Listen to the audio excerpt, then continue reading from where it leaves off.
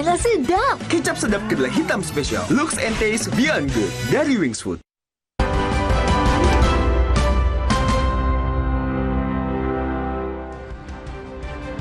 Terima kasih, saya Cynthia Rompas masih menemani Anda di Sapa Indonesia Malam. Saudara Polda Metro Jaya memeriksa sejumlah pihak yang selama ini menuding palsu ijazah Presiden ke-7 RI Joko Widodo. Rabu 9 Juli 2025 nanti, Bareskrim juga mengundang untuk gelar perkara khusus. Proses hukum terkait kasus ijazah Presiden ke-7 Joko Widodo terus berlanjut. Hari ini, penuding ijazah palsu Roy Suryo menjalani pemeriksaan di Polda Metro Jaya. Roy menyebut mendapat 85 pertanyaan namun tak menjawab semuanya. Menurut Roy Suryo, sebagai terlapor dia mempunyai hak untuk tidak menjawab pertanyaan, apalagi jika pertanyaan yang diajukan polisi justru digunakan untuk menjeratnya. Karena itu, menurut Roy, pemeriksaan berlangsung cepat dan hanya bersedia menjawab pertanyaan-pertanyaan umum. Hak asasi manusia. Kalau kita sudah menjadi terlapor, maka kita berhak untuk tidak memberikan keterangan. Ya, karena itu hak dari kita. Buat apa kita memberikan keterangan kalau ternyata keterangan itu malah nanti akan digunakan untuk menjerat kita dan teman-teman semuanya. Penerapan pasal itu 28 ayat 2 itu yang itu mentautkan teras sara. Mana akibat sara? Suku, agama, ras dan antar golongan yang kami buat. Kemudian tentang kebohongan yang kemudian menimbulkan keonaran di ayat 3-nya. Juga nggak ada juga. Jadi karena itu tidak ada semua, maka kami tadi sepakat ya, kami hanya diperiksa tentang ditanya di awal depan nama dan kemudian bagaimana kondisi kesehatan. Tapi seterusnya ya karena nggak ada hubungannya, ya makanya ya udah lanjut saja. Jadi makanya dengan cepat, meskipun saya nggak tahu masing-masing mungkin agak berbeda. Saya ada 85 pertanyaan dengan 55 halaman, maka bisa diselesaikan dengan sangat cepat ya. Selain Roy Suryo, Polda Metro Jaya juga memeriksa sejumlah terlapor kasus ijazah Jokowi. Antara lain Ketua Tim Pembela Aktivis dan Ulama atau TPUA Egy Sujana, Rismon Sianipar, Kurnia Tri Royani, Rizal Fadila, dan Rustam Effendi. Tokoh TPUA Egy Sujana bilang kasus ini tak perlu berlarut-larut jika Jokowi menunjukkan ijazahnya secara langsung. Saya pernah bilang di pengadilan, jika Jokowi menunjukkan ijazah asli, case close, tutup kasus. Saya minta maaf maupun mau. Jangan di framing nih, tiba-tiba Egy minta maaf. Tidak. Kalau Jokowi menunjukkan ijazah asli. Tapi kalau tidak ya saya kejar terus. Sudah kurang lebih 4 tahun berjalan ini. Selain bergulir di Polda, kasus ijazah Jokowi juga diproses di Bareskrim Polri. Tim Pembela Aktivis dan Ulama menyebut bakal menghadiri undangan gelar perkara khusus dari Bareskrim Polri dan meminta kehadiran Roy Suryo dan Rismon Sianipar untuk memeriksa keaslian ijazah Jokowi. Namun kuasa hukum Jokowi menolak dan menganggap Roy dan Rismon tak memiliki kompetensi memeriksa ijazah. Kenapa kami menolak Pak Roy dan Pak Rismon? Pertama, kami melihat ya mereka ini tidak memiliki satu ya, ini hukum acara. Boleh tanya semua penegak hukum, jaksa, hakim, atau polisi sekalipun ya. Di dalam KUHP itu hanya dikenal ahli yang dihadirkan oleh penyidik sendiri, kedua ahli yang dihadirkan oleh tersangka. Ya, pelapor itu tidak ada ruangnya untuk bisa membawa ahli sendiri ujung-ujung ke dalam sebuah forum penyidikan. Itu sudah hukumnya seperti itu. Jadi menjadi lucu ya. Ada pelapor membawa ahli. Satu, kedua, kami melihat, mohon maaf, kedua orang ini juga tidak memiliki kompetensi untuk melakukan forensik analog ya. Gelar perkara khusus di Bareskrim Polri rencananya bakal dilakukan pada Rabu 9 Juni mendatang. Sebelumnya pada Mei lalu, Bareskrim Polri menyebut ijazah Jokowi identik dengan dokumen pembanding lainnya dan tidak menemukan unsur pidana pemalsuan. Tim Liputan Kompas TV.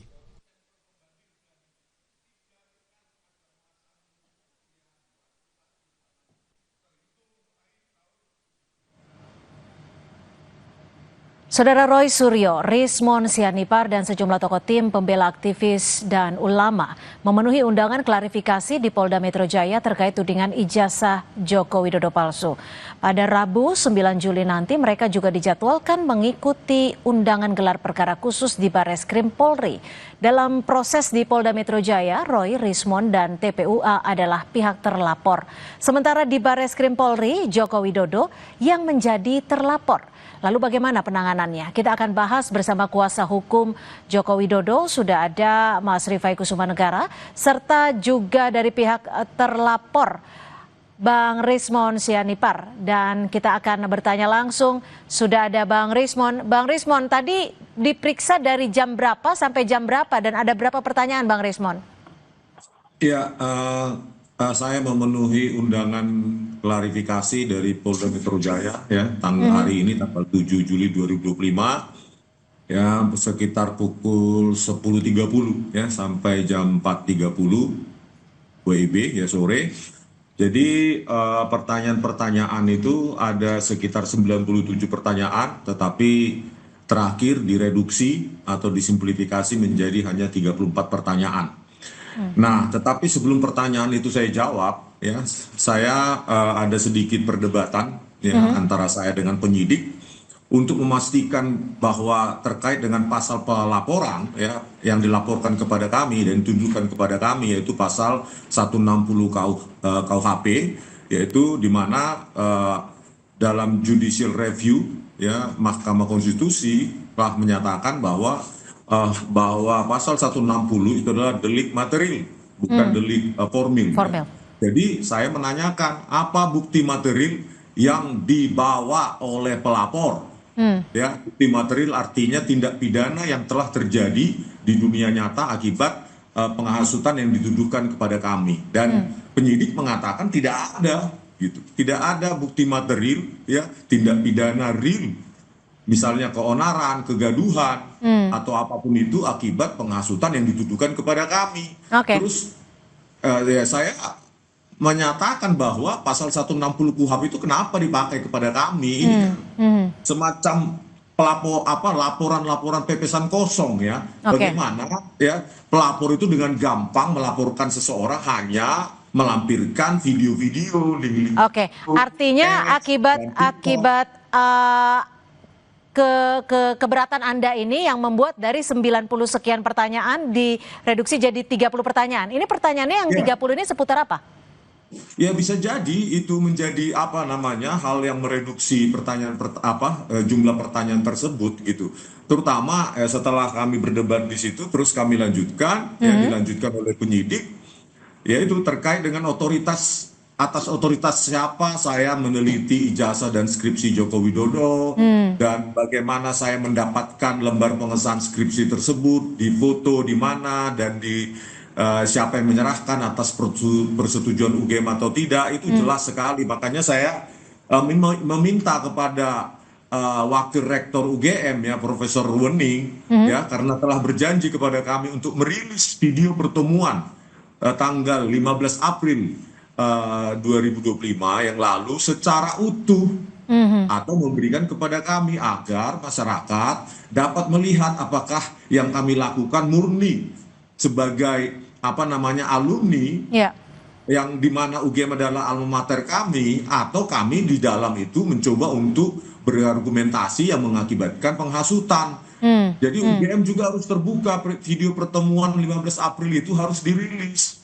Gitu, Bu. 30 pertanyaan ini Anda bisa jawab semuanya?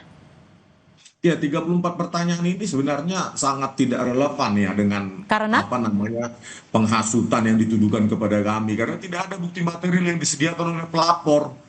Baik juga dengan video-video yang ditanyakan kepada kami terkait dengan pasal 28 ayat 2. Kami tidak ada berbicara tentang suku, ras, agama, warna kulit ataupun hal-hal diskriminatif yang lain terhadap Pak Joko Widodo. Jadi memang pasal-pasal ini seolah-olah ingin menjaring kami ya sehingga apapun kesalahan kami sekecil apapun ya nanti akan diinterpretasikan oleh ahli bahasa untuk menersangkakan kami gitu.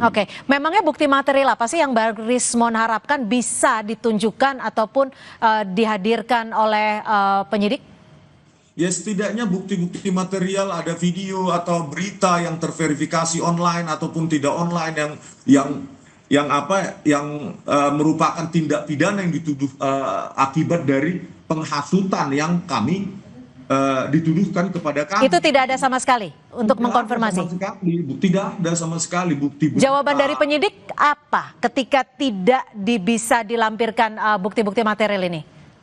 Yang pasti ya si pelapor ini 5 orang ini itu tidak menyediakan apapun, itu dicarikan polisi, dicarikan penyidik nanti atau sudah didapatkan katanya ya, tetapi ketika saya tanyakan ya tidak mau memberitahu. Tetapi hal yang pasti di sini betapa mudahnya seseorang melaporkan orang lain dengan tuduhan penghasutan, tetapi mereka yang melaporkan itu tidak menyediakan bukti materi ya tindak pidana akibat penghasutan tersebut, padahal majelis konstitusi ya Mahkamah Konstitusi telah menyatakan bahwa delik itu adalah delik materi. Artinya si pelapor seharusnya menyediakan bukti materi dong. Akibat dari penghasutan yang dituduhkan kepada kami. Gitu. Bang Rismon, tapi gini, pada 1 Juli lalu Bang Roy Suryo CS kan juga menyebut bahwa menolak untuk hadir dalam klarifikasi. Lalu kenapa hari ini Bang Roy, Bang Rismon menyanggupi untuk hadir dalam klarifikasi? Iya, itu kan sebenarnya kami sudah ada di Jakarta ya, terutama saya sebelum tanggal 2 Juli 2025 yang lalu. Cuma advice dari tim hukum kami memandang sebenarnya pasal 160 atau pasal lainnya yang dituduhkan kepada kami terkait dengan penghasutan dan SARA itu sangat jauh dari relevansinya dari apa yang kami lakukan. Kami lakukan kan uji ELA, ya, terus uji lintasan stempel dengan sebaran RGB, terus menguji jenis huruf yang ada di lembar pengesahan skripsi dan lainnya. Nggak ada hubungannya dengan SARA maupun penghasutan begitu. Oke. Tadi kan Bang Roy juga sempat bilang bahwa khawatir jawabannya nanti justru digunakan untuk menjerat. Kalau Anda ada kekhawatiran seperti itu? Ya sama halnya seperti itu. Ya takutnya jawaban kami nanti diinterpretasikan sesuai dengan keinginan menggunakan ahli-ahli bahasa. Padahal murni kami lakukan tanpa ada motivasi lain, apalagi untuk menghasut. Untuk apa kami menghasut? UGM adalah alma mater kami yang kami cintai. UGM itu alma mater kami yang sangat kami cintai dan kami sangat respect dengan dosen-dosen kami dulu yang mendidik kami. Begitu. Gak ada kepentingan kami merusak nama UGM atau kepentingan untuk menghasut. Kami itu alumni alma mater kami, UGM itu S1 dan S2 kami, baik Pak Roy maupun Witiva, itu UGM adalah sangat berjasa dalam hidup kami. Gitu. Bang Rismon, ini kan tanggal 9 Juli akan ada gelar perkara khusus. Anda juga akan hadir dalam tanggal 9 Juli nanti? Iya, tentunya ya kami kan diajukan sebagai ahli begitu ya. Sebaiknya pihak ahli independen juga diberikan ruang bagi di Bareskrim nanti, bukan hanya dari ahli dari pihak Pak Jokowi maupun pihak Bareskrim, dan harus terbuka begitu. Jadi masing-masing kan harusnya disediakan memberikan argumentasi ilmiah, biarkan Bareskrim nanti menyimpulkan, dan kalau bisa dilakukan secara terbuka dan dihadirkan semua bukti-bukti itu, put all the evidence, semua evidence itu letakkan di atas meja dan kita teliti secara sama gitu. Dan kalau bisa ya ada peneliti-peneliti independen juga untuk sehingga Bareskrim bisa mendapatkan kesimpulan yang konklusif dan konvergen mengenai keautentikan atau kepalsuan dari ijazah maupun skripsi Pak Joko Widodo. Saya ke Mas Rifai. Tadi sudah ada yang diperiksa, termasuk salah satunya Bang Rismon dan juga Roy Suryo. Ini juga disebutkan, Roy menjelaskan bahwa pelapor selain klien Anda nggak ada legal standing. Bagaimana Anda menjelaskan hal ini atau menanggapinya? Pada intinya saya memahami argumentasi yang disampaikan Pak Rismon dan kawan-kawan. Tapi di sisi lain, sebenarnya kalau mau bicara tidak ada legal standing, itu juga terjadi di dalam perkara kami. Sebenarnya pertanyaannya adalah apakah TPUA memiliki legal standing untuk mempersoalkan kepalsuan ijazah Pak Jokowi? Itu pun juga kalau dicermati, didalami, terlihat tidak ada legal standing. Apalagi pasal 263 itu ada satu unsur harus terjadinya kerugian. Jadi pelapor itu seharusnya saksi korban yang dirugikan akibat terjadi pemalsuan. Nah, dalam hal ini kan sebenarnya apa kerugian yang diderita oleh TPU seandainya misalnya ijazah tersebut palsu. Yang punya kewenangan atau kompetensi untuk melapor justru pertama adalah UGM. Karena misalnya kalau ijazah dipalsukan, UGM yang paling merugikan pertama. Kedua mungkin KPU atau KPUD. Lalu ketiga mungkin paslon lain pada saat pilpres atau pilkada. Nah, mereka-mereka yang memiliki kepentingan untuk melaporkan ijazah. Jadi sebenarnya kalau bicara legal standing di perkara kami pun juga di baris ini, kami berpandangan secara yuridis tidak ada legal standing TPU untuk melaporkan. Mas Rifai, tadi Bang Rismon juga menyatakan bahwa sempat berkeberatan kepada penyidik bahwa meminta untuk dilampirkan bukti-bukti materialnya, tapi tidak bisa dilampirkan. Bagaimana Anda menanggapi hal ini? Ya, memang kalau pemeriksaan itu kan penyidik hanya mendengar keterangan. Ya, bukan berarti yang memberi keterangan seolah-olah menjadi supervisornya penyidik, ingin melihat bukti ini itu. Itu memang tidak ada forum itu gitu, Mbak. Namanya orang dipanggil oleh penyidik, sekedar dimintai keterangan. Bisa dijawab silakan, tidak bisa dijawab juga silakan. Jadi bukan pada tempatnya seorang saksi itu justru meminta bukti-bukti apa yang penyidik minta, itu biasanya justru pertanyaan-pertanyaan itu sebaiknya diajukan oleh pengacara, bukan oleh terperiksa. Itu ketentuannya. Mas Rifai, nanti tanggal 9 Juli 2025 ini kan akan dilakukan juga gelar perkara khusus. Bagaimana Anda bisa melihat jikalau nanti Mas Roy Suryo akan dihadirkan sebagai ahli telematika? Ya, kalau kami seperti yang sudah kita sampaikan sebelumnya, kami menolak jika Pak Roy diajukan sebagai ahli, karena dari pandangan kami, pertama ini melanggar ketentuan hukum acara pidana maupun Perkapolri. Kenapa? Pertama, yang namanya saksi itu hanya bisa diajukan oleh penyidik atau tersangka dan penasihat hukumnya. Tidak ada namanya saksi ahli itu diajukan oleh pelapor. Itu KUHAP yang bicara seperti itu. Jadi menjadi aneh kalau ada pelapor ujuk-ujuk membawa ahli untuk didengar keterangannya gitu. Itu yang pertama. Kedua, kami menilai Pak Roy tidak memiliki kompetensi maupun kapasitas untuk menguji objek yang bersifat analog. Nah, ketiga, kami melihat beliau sudah tendensius dan memiliki kepentingan subjektif, ya. Karena kita tahu selama ini statement-statementnya sendiri sudah menyerang Pak Jokowi, ya, sudah mendiskreditkan Pak Jokowi. Sementara menurut hukum acara pidana, seorang ahli itu harus independen, harus objektif. Ya, tidak bisa memberikan keterangan-keterangan di luar penelitiannya. Jadi Anda contoh mudahnya gini aja, Mbak. Kalau ada seorang dokter melakukan otopsi, dia sekedar kami tangkap. Artinya dari pihak Pak Jokowi sendiri keberatan jika Roy Suryo akan dihadirkan sebagai salah satu ahli dalam gelar perkara khusus 9 Juli nanti. Terima kasih. Dan keberatan kami berdasarkan hukum. Baik, kami tangkap. Terima kasih Mas Rifai Kusumanegara, kuasa hukum dari Joko Widodo, dan juga Bang Rismon Sianipar. Terima kasih sudah bergabung bersama kami di Sapa Indonesia Malam. Selamat malam. Saudara, informasi lainnya di Sapa Indonesia Malam masih akan kami hadirkan selepas jeda. Tetaplah bersama kami.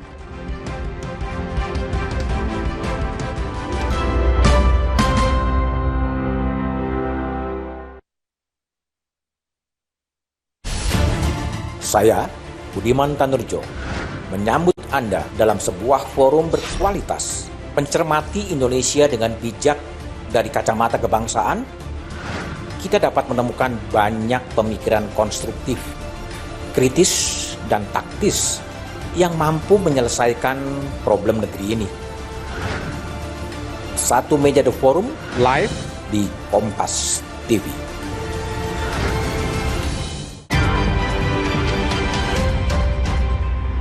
Kompas Update dipersembahkan oleh Morinaga.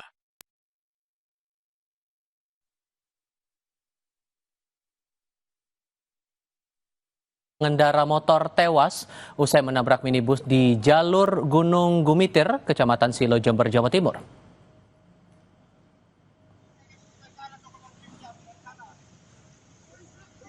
Kecelakaan bermula saat minibus hendak mendahului truk muatan pasir di Jalan Menikung dari arah Jember menuju Banyuwangi. Namun dari arah berlawanan, sepeda motor yang dikendarai korban melaju kencang. Kecelakaan pun tak terhindarkan. Korban tewas di lokasi. Kasus ini ditangani unit penegakan hukum Satlantas Polres Jember.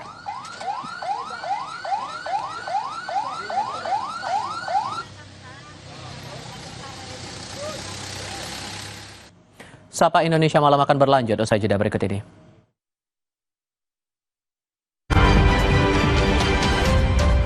Kompas Update dipersembahkan oleh Hydro Coco. Morinaga,